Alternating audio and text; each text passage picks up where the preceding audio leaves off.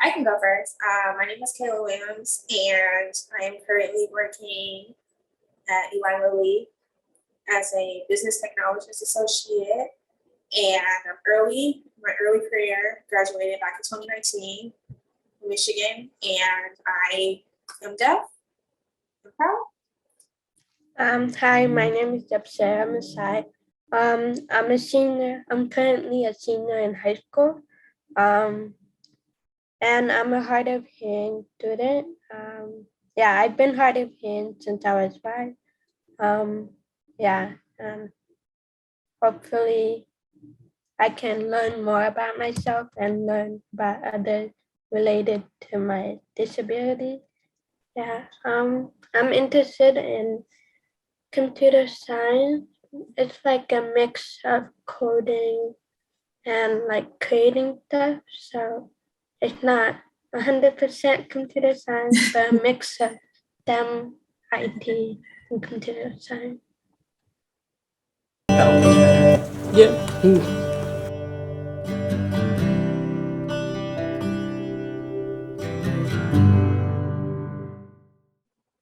Let's see, how did I get into it? Okay, so originally, I wanted to be a doctor. No, I take that back. I wanted to be a neurosurgeon. Okay, I wanted to be a neurosurgeon.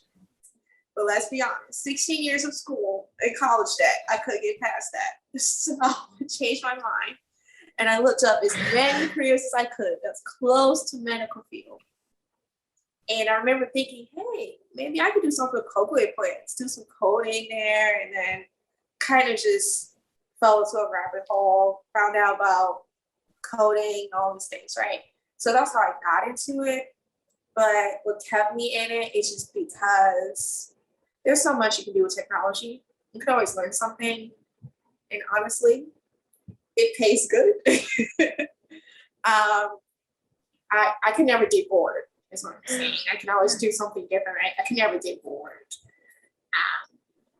But yeah, would I really want to answer the question, or just want to have a different question for me? It's actually pretty weird because freshman year, sophomore year, I had no clue that was an option or like never even heard of it. Same.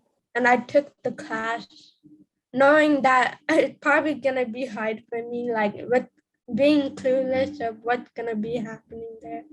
But after I took the class, I started joining like a hackathon, meeting. And I started like, I guess, exploring a little bit related to computer science or STEM or something to IT. It's a bit of different. But yeah, and after that, I'm continuing now. I would say it is a bit difficult after I had a year of experience. There is up and down. Just taking that class, it's almost like you go through an emotional crisis when you can't get a lab done.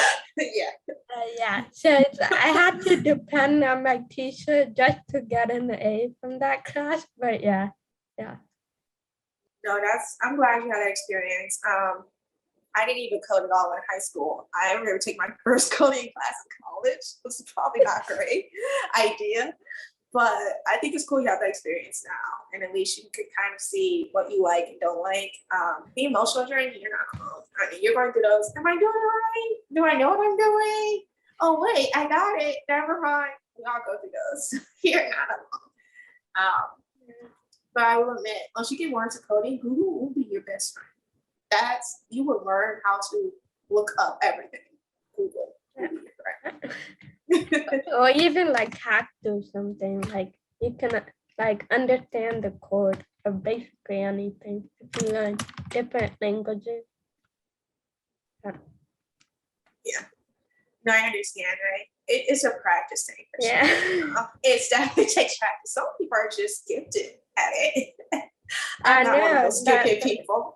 But it's like my classmates, just seeing them being able to like immediately answer the question. I'm just sitting there questioning myself, like, what am I doing here? Like, am I in sure the years right of class? experience. Yeah, and like, am I in the right class? Like, will I survive through the whole year? Like, I mean, like, I decided to stick with it, um, mainly to complete, I guess, the Java language.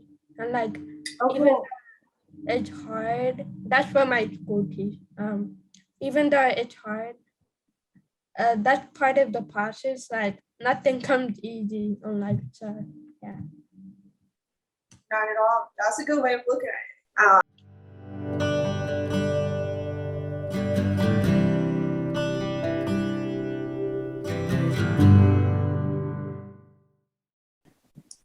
Um, challenges I'm most proud of. I think for me, I would say in general, is I'm proud of each phase I've gone through.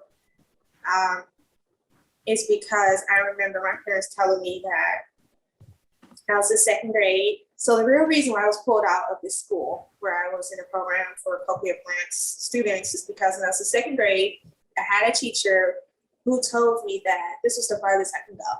I can't go past third grade. It would never happen. So I think this was according to some statistics out there and whatnot. So ever since then, I felt that every time I've done something, that was success. So me getting to middle school was success. Me getting to high school success. Going to college was success. Getting a job success. So I think for me, those are like different phases of my life. I deal with different set of challenges. Are something I'm proud of. I think the biggest thing in general is just I'm proud of how I am comfortable with being deaf and advocating for myself because that is not easy to do. You're kind of being vulnerable in a sense, right? Being that is a invisible disability, quote unquote. So I was think that's probably my biggest thing because that was a challenge for me to say, hey guys, I'm deaf, I'm here. That was a challenge for me. You can feel free to answer that question or you can ask me a different question if you want. I guess this is where I learned more compared to the other year in high school. I guess it's more in advocating myself, trying to step out of my comfort zone, like starting a club, try to interact with a few people at least. Yeah, and what's funny was I'm currently taking ASL, and me and my parents we went to an Ethiopian restaurant near the area where I live, and unexpectedly, like there was this man who was staring at me for a good minute, and I was like questioning. I was like, is something happening? I'm like, did I do something wrong? Like, what's up? And then, like, right when I'm about to leave, he's like, do you sign? Like, why he was signing? And I was like a bit shocked because I never interact with the deaf person or people outside of school. Like, my teacher is deaf, and there's other teachers as well, but I never interact with other deaf people. So it came as a surprise to me. I'm like, yeah, I do sign a little bit while signing back to him. And then yeah, we communicated like where we're from, what school I go to, yeah, and stuff like that. And I think that is like my favorite part, like of going to that restaurant. Yeah. I hope you got their contact information. You guys can practice all the time. I only regret I didn't get, like, I haven't thought of it, and I'm like, finally I can go back in time to just get the contact.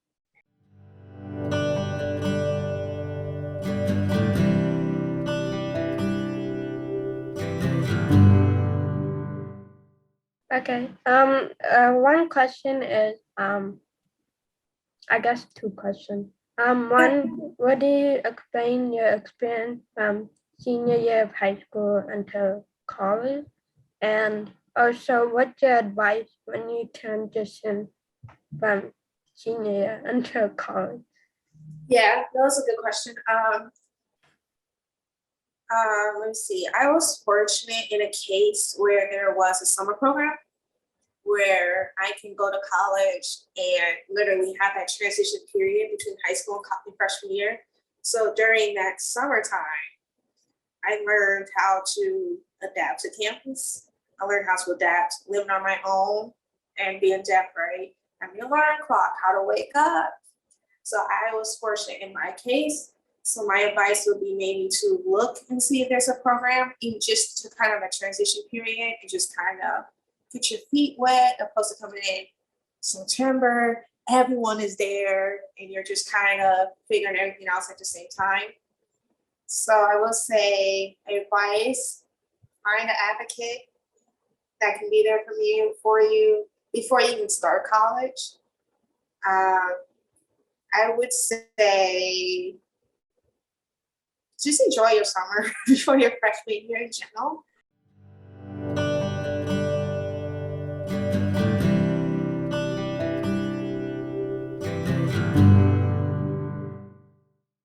If you can give one piece of positive advice to a parent of a deaf or hard of hearing child, what would you tell them? For me, it would be encouraging them because you need your family to be your back support, even though they're not there with you throughout school year.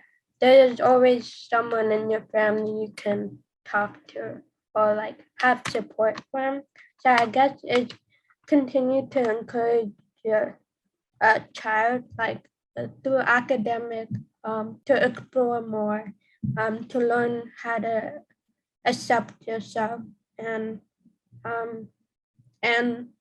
get out of the comfort zone and like do everything they can before they regret anything and like just live their life to the fullest. So yeah. That's good advice. I like that. I would say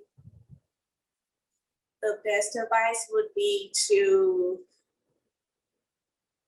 be patient. It is a journey. It's not an easy journey, but I do believe you need a village. A village is helpful. It's okay to have a village. It's okay to not know everything. You are human, just like everyone else. You don't have that depth experience, and that's okay. Just be patient, be open, and it's okay to not know everything. It's totally fine. That's just speaking from my experience. I hope that's the best advice. I don't want to get too long into it. No, you're good. I'm proud of how After I took I am comfortable with being deaf and advocating for myself, because that is not easy to do. You're kind of throughout my 4 year of high school, I learned a lot with my journey being hard of hearing and the people that supported me. They teach me a lot of things and how I should deal with it with people who know this type of disability and people who doesn't. It was hard for me until high school where I decided that this is my part of my identity. It's not, it is a huge part, but it doesn't affect me. And it does in some way, but it doesn't like hurt me. So I learned to accept it and like deal with it and like advocate myself if I need to. Yeah, it's definitely a journey. I agree. It's definitely a journey to get there. And, you know, everyone's different in their own time. It's a process for sure. You're not the only one. I've gone through it, you know. Yeah. I totally understand. I'm having flashbacks of all my experiences. Okay, that's the wrap.